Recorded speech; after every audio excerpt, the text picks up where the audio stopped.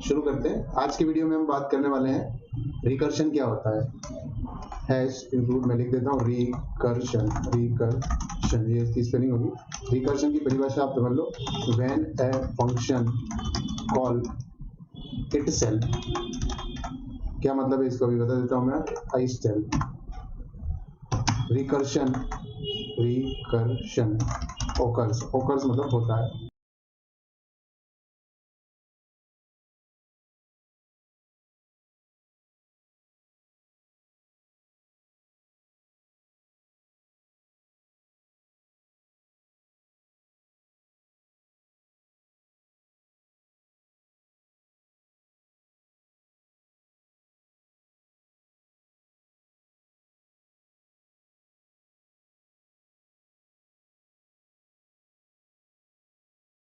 तो star slash इसको बोलते हैं मल्टी लाइन कमेंट। एग्जाम्पल की अगर अपन बात करें यहाँ पे कि रिकर्शन कैसा होता है एग्जाम्पल, तो एग्जाम्पल की बात करें तो वॉइड मेन मैंने लिखा है और मान लिया इसके अंदर से ही मैं मेन को कॉल करता हूँ इस तरीके से।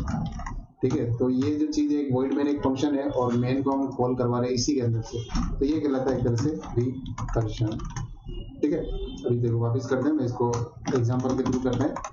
तो आपको hash include calling dot H लगानी है, फिर आपको लगाना है हैश इंक्लूड stdio.h, फिर वॉइड मेन आपको बनाना है जो कि हमें पता ही इंपॉर्टेंट है। उसके बाद get C H and clear screen का यूज करेंगे TLRSCR।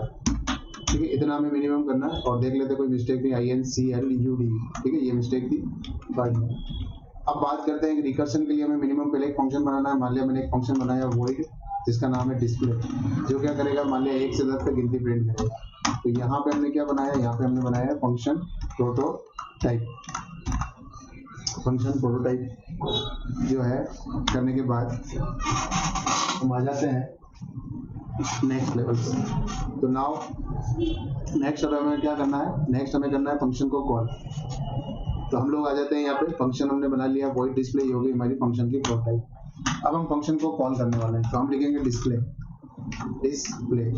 लिख के हम फंक्शन को कॉल कर लेंगे। ठीक है, अभी रिकर्शन कहाँ हो रहा है अभी मैं आपको बताता हूँ। फिलहाल यहाँ पे क्या हो रहा है, यहाँ पे हो रहा है हमारा फंक्शन कॉलिंग, हम कॉल कर रहे हैं।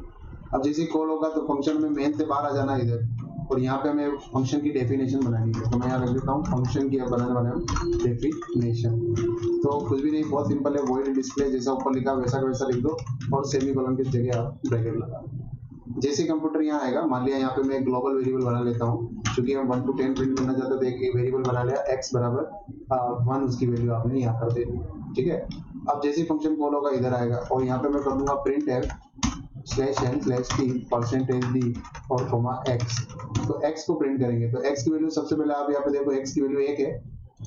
प्रोग्राम हमारा मेन में आएगा, वो डिस्प्ले प्रोटोटाइप पड़ेगा, फिर डिस्प्ले को कॉल करेगा। डिस्प्ले को कॉल करेगा तो हम लोग इधर आ जाएंगे तो ये प्रिंट कर रहा है x की वैल्यू। तो x की वैल्यू अभी कितनी है, 1, तो 1 प्रिंट हो गया। चलिए अब मैं x की वैल्यू को बढ़ा देता हूँ, x प्लस प्लस कर लेता हूँ, तो x की वैल्यू हो जाएगी 2।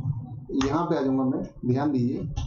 अब मैं यहाँ पे रिकर्शन का यूज करने वाला हूँ, तो मैं करने वाला हूँ कि इफ x की वैल्यू अगर छोटी या बराबर है किसके, 10 के। ठीक है, तो मैं छोटी कर लेता हूँ, अगर x की वैल्यू 10 से कम है तो क्या करना है, मुझे डिस्प्ले को कॉल करना है वापिस। तो यहाँ पे देखिए, यहाँ पे हो रहा है रिकर्शन, क्योंकि हम फंक्शन को कॉल कर रहे हैं, डिस्प्ले को कॉल कर रहे हैं, और कहाँ से कॉल कर रहे हैं, डिस्प्ले से ही कॉल कर रहे हैं।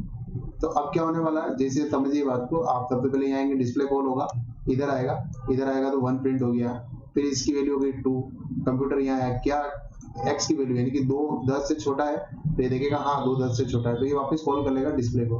तो यहाँ से जंप करके कंप्यूटर वापस यहाँ आ जाएगा, यहाँ के इसको प्रिंट करेगा, तो x की वैल्यू अब 2 हो गई है तो 2 प्रिंट कर दी। अब जैसे x की वैल्यू 3 हो जाएगी, वापस प्लस प्लस से यहाँ आएगा, क्या 3 10 से छोटा है, हाँ है।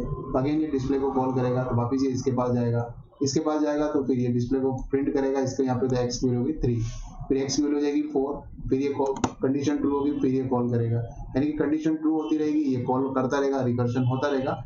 फाइनली जब x की वैल्यू यहाँ पे आ जाएगी 11, तो यहाँ आएगा क्या, 11 10 से छोटा है, नहीं है।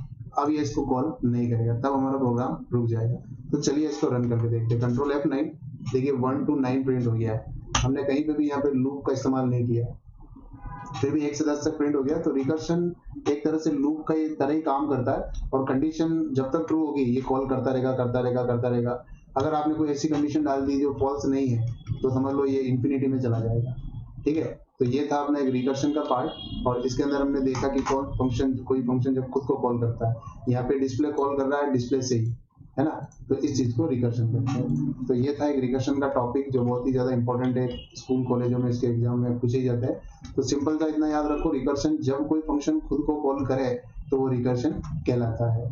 और हम जब कॉल करते हैं तो हमें एक ऐसी कंडीशन देनी पड़ती है कि कभी ना कभी वो कंडीशन फॉल्स हो, नहीं तो क्या होगा, इन्फिनिटी में चला जाएगा।